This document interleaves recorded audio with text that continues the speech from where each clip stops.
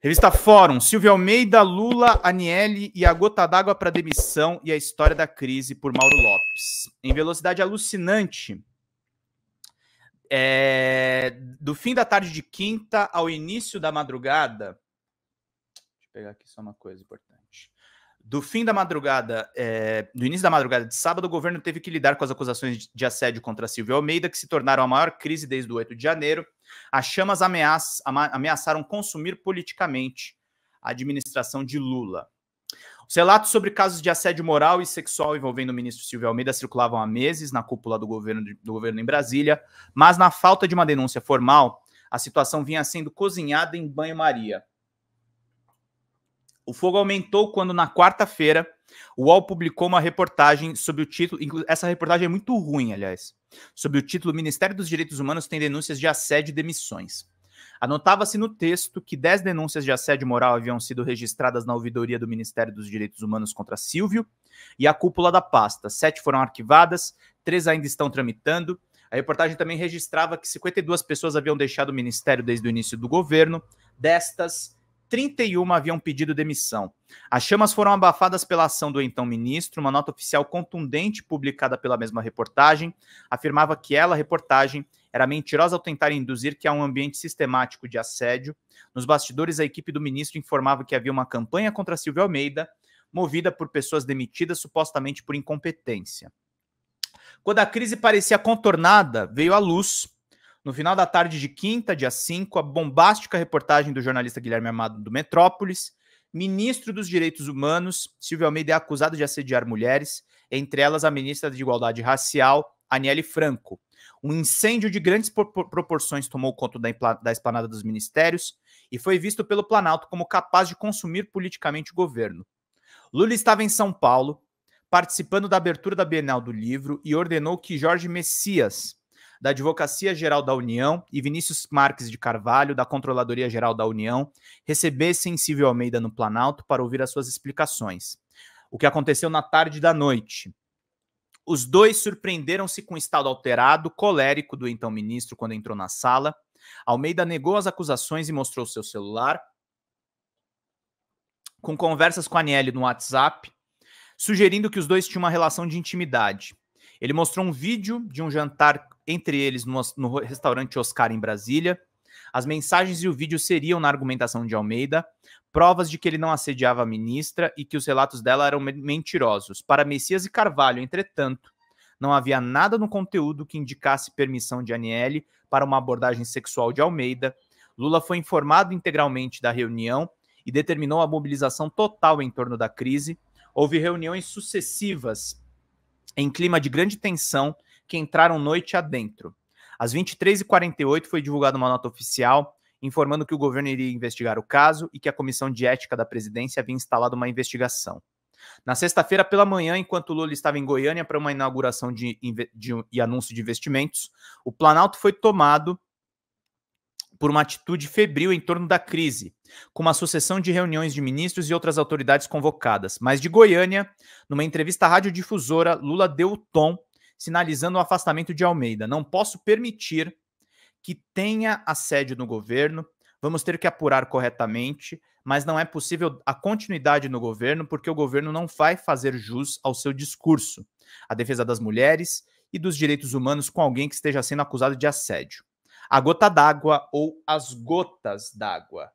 Obrigado, Sandra. Mandou mais 5 no Pixão, gente. Agora estão faltando 79, gente. Vamos lá. Vamos lá, gente. Quem é que vapa aí? Quem é que compra um curso nosso aqui pra gente poder fechar numa boa essa live? Senão a gente vai ficar no vermelho de novo, gente. No vermelho de novo. Não é bom, turma. Não é bom, a gente precisa da ajuda de vocês. A gota d'água, as gotas d'água. Até aquele momento, a ideia de Lula era adotar uma solução Hargreaves, de Itamar Franco. Em 94, Henrique Hargreaves, chefe da Casa Civil de Itamar Franco, foi acusado de envolvimento no esquema de corrupção do orçamento, investigado por uma CPI no Congresso. Itamar determinou que ele se licenciasse do cargo até o fim da investigação. 101 dias depois que o relatório da CPI foi apresentado, inocentando Hargreaves, ele retornou ao cargo. Entre a noite de quinta e a manhã de sexta, essa era a ideia de Lula. Mas ao longo da sexta-feira, a ideia foi arquivada, e não exatamente pelas denúncias de assédio sexual, mas pelo comportamento de Silvio Almeida. Às 20h31 de quinta, o Ministério dos Direitos Humanos divulgou uma nota do ministro defendendo-se das acusações. A nota tá aqui, tá, gente? É isso aí. A nota fez mais. Buscou descredibilizar as denúncias, o que afronta com os protocolos internacionais sobre casos de violência contra as mulheres, do qual o Brasil é signatário. O governo foi pego de surpresa, pois a nota era uma manifestação pessoal do acusado, porém mobilizando a estrutura do ministério. O fato foi considerado grave, pois Silvio Almeida usou o Estado para tratar de uma acusação pessoal. A situação se agravou com outra nota também do Ministério, às 22h40, com ataques e até ameaças contra a ONG das advogadas Me Too, que recebe dar encaminhamento a denúncias de mulheres, de violências contra as mulheres, e oferece apoio jurídico e psicológico nessas situações. A Me Too recebeu as denúncias contra Almeida e não as divulgou, apenas confirmando que elas de fato existiam quando Guilherme Amado procurou as líderes da entidade para informar que publicaria uma reportagem sobre o tema. Além de fazer ameaças usando mais uma vez uma estrutura de Estado para isso, a nota fez acusações quase incompreensíveis e consideradas despropositadas pelo Planalto, como se a Me Too tivesse influenciado a licitação do serviço Disque 100 do Ministério. Como todas as ONGs, elas podem apresentar sugestões e licitações, mas não participam delas, pois não são empresas. Além disso, na nota, Silvio Almeida expôs o nome de 3 servidoras do Ministério, 2 mulheres e 1 homem, e indicou um risco flagrante de uma campanha de perseguição da pasta, caso Silvio Almeida fosse mantido no cargo ou mesmo afastado, mantivesse pessoas da sua confiança. Na manhã de sexta, enquanto Lula estava em Goiânia, as reuniões no Planalto seguiam o mesmo clima febril e tenso, à espera do presidente para a decisão final, que aconteceu perto das 18 horas. Antes da chegada de Lula, outra bomba, um vídeo lançado no Instagram por meio da tarde pela professora da Fundação de Santo André, Isabel Rodrigues, do PSB, candidata a vereadora, no qual afirmou ter sido vítima de Almeida e relatou o episódio. Foi amiga de Silvio de Almeida na ocasião que ele fazia parte do Conselho Pedagógico da Escola de Governo. Fiz parte dessa escola como aluna e professora no dia 3 de agosto de 2019. Foi o dia em que um almoço onde tinham mais pessoas, eu sofri violência sexual por parte do ministro. Sentei ao lado dele e não sei por qual motivo ele se achou no direito de invadir as minhas partes íntimas sem o meu consentimento. Relato da professora chamou a atenção por ter sido muito semelhante ao relato do jornalista Igor Gadelha, também do Metrópolis, fizeram na véspera do que teria sido o primeiro episódio de assédio contra Aniele Franco, numa reunião do Ministério da Igualdade Racial em maio de 2023. Além disso, o governo começou a antever a possibilidade de uma série de novas denúncias aparecerem, apesar das atenções se concentrarem na figura de Aniele Franco, uma ministra de Estado. Segundo Me Too, outras mulheres apresentaram denúncias de assédio contra o ex-ministro. Os nomes delas são mantidos em sigilo, enquanto assim o desejarem, conforme assegura o protocolo legal em casos de violências contra as mulheres. Não se sabe até o momento o número das vítimas, mas nos bastidores do caso em Brasília fala-se de um número de 3 até 10. É o mesmo número que eu ouvi falar. Eu ouvi falar, na verdade, do número de 4 abusos sexuais mesmo. O resto seria tudo assédio moral. A aparição da professora Isabel Rodrigues apresentando-se de público e relatando o episódio também foi uma gota d'água. Ela explicou a razão de ter evitado uma denúncia pública em 5 anos. Eu pensei muitas vezes em denunciar, não fiz por vários motivos, e o motivo maior foi o medo disso se voltar contra mim. Silvio tem o conhecimento da lei e poderia facilmente fazer as coisas mudarem de rumo. O temor de Rodrigues tem base sólida no caso de violência contra mulheres. Quando denunciam, não poucas vezes são humilhadas publicamente e derrotadas nos tribunais pela articulação dos seus agressores poderosos e advogados igualmente ricos e poderosos. A decisão e a demissão. Quando Lula entrou em sua sala no Planalto, havia um consenso entre os ministros que a demissão de Silvio Almeida era necessária e que deveria ser feita imediatamente. Razões de ordem jurídica e política pesaram para que assim o fosse.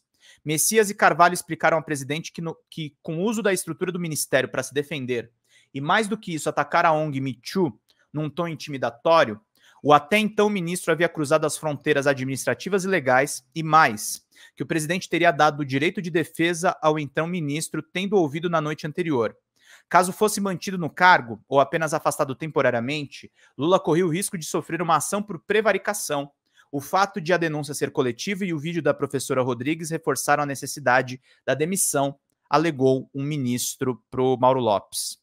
Estavam com Lula, além do advogado-geral da União e do controlador-geral, as ministras Cida Gonçalves. A Cida esteve com o Silvio num evento anterior e não apagou a foto com eles. Eles eram amigos, assim como o Silvio era amigo da Aniele. Esther Dweck, Rui Costa, Ricardo Lewandowski e Laércio Portela, que é da SECOM, substituto do Paulo Pimenta. A avaliação de todos era que a solução tinha que ser imediata, pois o governo não poderia correr o risco de amanhecer no 7 de setembro com um caso em aberto, por conta de uma crise política que poderia se tornar um incêndio incontrolável. A decisão unânime foi pela demissão. Silvio Almeida foi recebido na sequência. Ficaram na sala com Lula, ele e mais 3 pessoas: Jorge Messias, Vinícius Carvalho e Ricardo Lewandowski. Almeida tentou mostrar para Lula a troca de mensagens entre ele, Aniele e o vídeo do jantar, que havia mostrado na véspera, mas o presidente recusou-se a ver e emendou uma crítica contundente. Disse que as acusações de assédio sexual são inadmissíveis em seu governo e acrescentou que Almeida não tinha o direito de usar, como fez, a estrutura do ministério no caso, pois isso envolvia o governo numa crise que era dele, pessoal, além de ferir o princípio de impessoalidade na gestão pública. Lewandowski sugeriu a Almeida que se demitisse, hipótese que ele rechaçou de pronto, porque seria admissão de culpa. Diante disso, Lula comunicou que ele estava demitido. Na sequência, saíram os homens todos da sala e entraram Aniele Franco, acompanhada apenas das ministras Cida Gonçalves e Esther Dweck, além da presidenta nacional do PT, Gleisi Hoffmann. Lula disse a Aniele que havia sido informado de tudo o que havia acontecido e que ela podia se poupar de relatar uma história tão penosa. Mas a ministra quis relatar alguns dos casos, entremeando as suas falas com momentos de choro. Ao final, decidiu-se que ela tiraria alguns dias de licença para se recuperar desse episódio. As notas do governo, do PT e de Aniele. No começo da tarde de sexta, uma nota do Ministério das Mulheres deu o tom que acabou prevalecendo. É preciso que toda a denúncia seja investigada de forma célere, com rigor e perspectiva de gênero, dando devido crédito à palavra das vítimas e que os agressores sejam responsabilizados de forma exemplar. A nota do Planalto, no final da noite de sexta, para anunciar a demissão de Almeida foi definitiva. O presidente considera insustentável a manutenção do ministro no cargo, considerando a natureza das acusações de assédio sexual. A do PT também na sexta foi no mesmo espírito. Expressamos a nossa solidariedade a todas as mulheres vítimas de assédio sexual e esperamos a apuração rigorosa e responsabilização das denúncias que vieram ao conhecimento público nas últimas horas. Assédio sexual é intolerável e este é o sentido da decisão do presidente Lula de afastar o ministro Silvio Almeida. Finalmente, a Aniele Franco divulgou uma nota emocionada e firme depois da reunião de Lula. Não é aceitável relativizar ou diminuir episódios de violência. Reconhecer a gravidade dessa prática e agir imediatamente é o procedimento correto. Por isso, ressalto a ação contundente do presidente Lula e agradeço a todas as manifestações de apoio e de solidariedade que eu recebi. Demissão do caso, questões para o governo e o que virá. O caso Silvio Almeida é um duro golpe para o governo, uma ministra e um ministro negros, exatamente dos Ministérios da Igualdade Racial e dos Direitos Humanos, em um governo que prioriza a luta contra o racismo e contra a violência que atinge as mulheres. É de fato um incêndio de grandes proporções, e se a demissão de Silvio Almeida conteve momentaneamente as chamas, não se sabe se a evolução do caso pode fazê-las crescer novamente. É o primeiro caso de assédio de grande repercussão no governo federal, desde o escândalo de Pedro Guimarães, presidente da Caixa Econômica Federal, no governo Bolsonaro. As denúncias das vítimas de Guimarães começaram em 2019. Logo depois dele ter chegado ao cargo, tudo começou com 7 denúncias contra Pedro Guimarães, foram dezenas depois. Ele acabou caindo em 2022, é réu na justiça, mas não houve condenação até agora. Ministros palacianos arrepiam-se com a hipótese de mais denúncias somarem-se às primeiras contra Almeida. Há algo que agrava a crise de Almeida em relação a de Guimarães. As vítimas de Pedro denunciaram os casos na ouvidoria da Caixa. Já no caso de Almeida, os canais do governo não foram procurados. No final de julho, o governo federal lançou o Programa Federal de Prevenção e Enfrentamento de Assédio e Discriminação no âmbito da Administração Pública Federal. É um programa amplo e complexo, sob o comando de Dweck, e por isso ela foi uma protagonista importante nas reuniões do Planalto na sexta. Será efetivo para reverter o cenário de segurança? Os próximos meses dirão. Silvio Almeida e seu futuro. Silvio Almeida, que entrou no governo celebrado como um personagem de primeira grandeza da intelectualidade nacional, expoente máximo da tese do racismo estrutural, sai muito mal. Se for inocentado, ao fim e ao cabo dos processos, poderá iniciar um longo caminho de recuperação. Se condenado, estará liquidado para a vida pública do país e seu nome carregará para sempre a mancha do caso. O que fará agora o ex-ministro? O comportamento de Almeida na quinta e na sexta-feira foi de alguém disposto a uma luta feroz e sem limites. Seu grupo fez vazar na sexta para a imprensa a troca de mensagens entre ele e Aniele para que o ex-ministro havia mostrado no Planalto na véspera. O objetivo era de demonstrar uma relação de intimidade consentida da parte de Aniele. O vídeo do jantar entre os dois não foi distribuído. Eu recebi essas conversas dele e da Aniele, tá, gente? Nos bastidores, Almeida chegou a ameaçou cair atirando e mostrar mais detalhes da relação da ministra, que evidenciam uma suposta relação íntima. No sábado, amigos dele relataram à jornalista Mônica Bergamo outra condição. O ex-ministro de Direitos Humanos, Silvio Almeida, está destroçado e sem forças, segundo o relato de amigos deles nas áreas acadêmica, jurídica e política. Ainda é cedo para saber qual desses estados de espírito prevalecerá. O certo é que ele terá uma longa e árdua batalha judicial pela frente, sem que se saiba até o momento, de fato, quantas denúncias serão apresentadas. Silvio Almeida é um homem poderoso e rico, ingressou no governo quando era sócio de um dos escritórios mais ricos, influentes e poderosos do país, o de Valfrido Vardi. A banca tem interesses em larga escala e influência sem igual no executivo, legislativo e, sobretudo, no judiciário em Brasília. Não se sabe ainda se voltará para o escritório ou se será o escritório que cuidará do caso. Se o fizer, a estratégia poderá ser de grande agressividade. O escritório é conhecido por sua contundência, para usar uma palavra leve, de sua ação nos tribunais. Neste domingo, o jornalista Reinaldo Azevedo, um amigo e aliado de peso de Vardi, desfechou um ataque virulento a Me Too, que acolheu as vítimas e está fortalecendo uma cobertura jurídica e amparo emocional a elas, como escrevi acima. Chegou a estabelecer uma equivalência para quem noticiou ou confirmou a notícia das denúncias a uma manifestação fascista na Paulista pedindo anistia aos golpistas de 8 de janeiro e seu líder numa estratégia que naturaliza o fascismo e revitimiza as mulheres assediadas. Azevedo se tornou conhecido nacionalmente durante a Lava Jato por seu apoio entusiasmado à operação. Foi quem criou a palavra petralhas para se referir a Lula e ao PT na época, depois passou a ser ferrenhamente anti-lavajatista e a apoiar tanto Lula quanto o PT. Seu artigo neste domingo lembra a virulência dos ataques de anos atrás, só que desta vez o alvo não é Lula nem PT, mas uma ONG de mulheres dedicada à defesa das vítimas de assédio sexual e estupro, entre outras. No texto, o jornalista repete os ataques de Almeida a Me Too. O cenário para as mulheres. Há uma grita em setores minoritários da imprensa de que as denúncias de Almeida deveriam ser ignoradas ou minimizadas, pois a simples palavra das mulheres não pode ser considerada prova. A grita revela profunda ignorância jurídica, segundo a advogada Maíra Heck, especialista em direito político e de gênero. Diante do quadro do massacre e intimidação permanente das pesquisas que atestam altíssimo índice de credibilidade das denúncias feitas por mulheres, o STJ, desde 2016, definiu que o depoimento das vítimas de estupro ou assédio tem grande valor de prova para ação judicial. Estes crimes, em geral, são praticados na clandestinidade, não têm a mesma materialidade que outros por essa característica.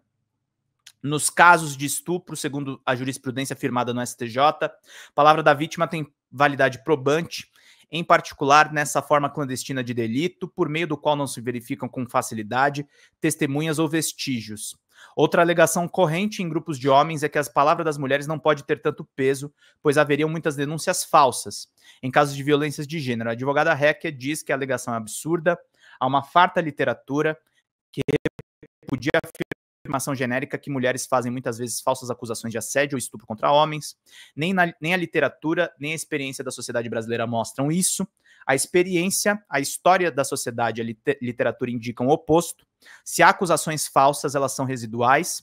Quando uma mulher acusa um homem de assédio ou de estupro, ela merece acolhimento e sua voz deve ser escutada e amplificada, se ela assim o desejar. Quando um grupo de mulheres, então, isso é ainda mais óbvio, a jornalista Mili Lacombe deu números concretos à afirmação de Hecker. Pesquisadores e autoras como Rebecca Solnit e Amia Srinivasan explicam que esses casos estão na ordem de 3 a 5%. Seriam 5% de mulheres acusando justamente homens de crimes sexuais para se dar bem na vida? Não. A maioria das falsas acusações vem na voz de outros homens que acusam algum homem de ter cometido um crime sexual contra uma mulher. Uma terceira linha de alegação contra as mulheres é sobre o pretenso anonimato das denúncias. A verdade é que em muitos casos é possível fazer denúncias anônimas, como, por exemplo, no Serviço 180 do Ministério das Mulheres ou nas ouvidorias. O próprio Ministério dos Direitos Humanos tem o Disque 100 também, para violações de direitos humanos, né? Mas no curso do processo, uma vez instalado, o anonimato em algum momento desaparece, trocado pelo sigilo.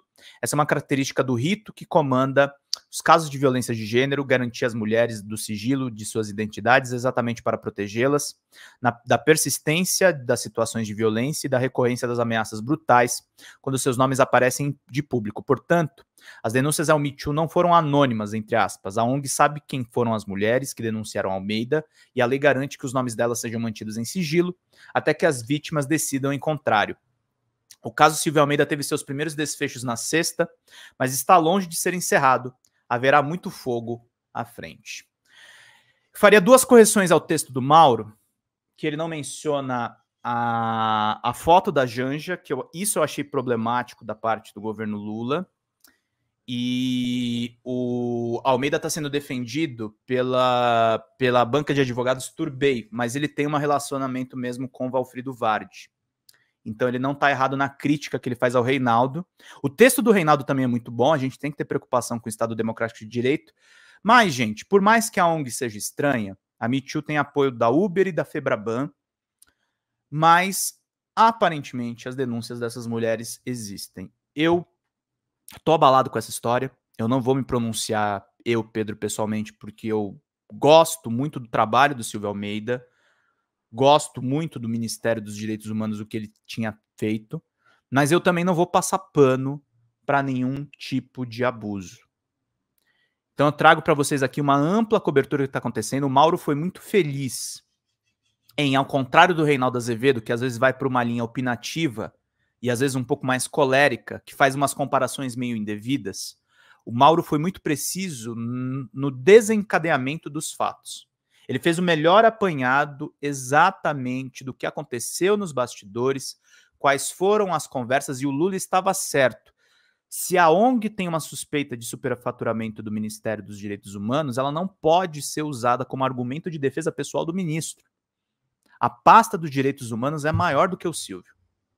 A pasta dos direitos humanos vai continuar mesmo com o Silvio Almeida fora do cargo. Então a gente tem que trazer para vocês esses fatos, com toda a gravidade que eles exigem, com toda a tristeza também que a gente está acompanhando nesse episódio. É muito triste, é muito complicado. Fala, pessoal da Folha Democrata, aqui é Pedro Zambarda, editor do canal aqui e também do site da Folha Democrata. Estamos em uma nova campanha de Pix, gente. O nosso canal voltou a ser demonetizado, mas nós ainda estamos enfrentando burocracias dentro do YouTube. Então a gente pede para vocês contribuírem no Pix, diretamente no Pix, gente. Faz um depósito lá no nosso Pix, você nem precisa usar o cartão de crédito, você pode fazer o Pix além das nossas metas por live, que é de R$100 no Pix. Vocês podem ajudar em folhademocrata@gmail.com. Essa contribuição no nosso Pix é necessária para pagar o salário dos trabalhadores aqui da Folha Democrata, como o meu salário e o salário também do nosso editor de cortes de vídeo, o Gabriel. Então é necessário a gente fazer essa campanha de arrecadação, gente. Folha Democrata é um canal novo que surgiu nessa era democrática de governo Lula 3 e a gente precisa do seu apoio para continuar fazendo esse trabalho. Gente, muito obrigado pela paciência, pela colaboração de vocês e contribuam. R$20 de Pix, vocês ganham livros aqui no nosso canal, que estão disponíveis aqui. Basta você fazer a sua contribuição e depois mandar e-mail com o pedido de qual dos 3 livros, temos ainda um 4º livro para a gente dar de presente, no folhademocrata@gmail.com ou no pedrozambarda@gmail.com. E quem mandar 80 pilas no Pix ganha um curso de roteiro de comédia com a Xanda Fontes, a nossa sócia. Gente, vida longa e próxima. Vida longa e próspera, gente. Não próxima. Longa e próspera. Cuidem-se, cuidem dos seus. Até mais. Tchau, tchau.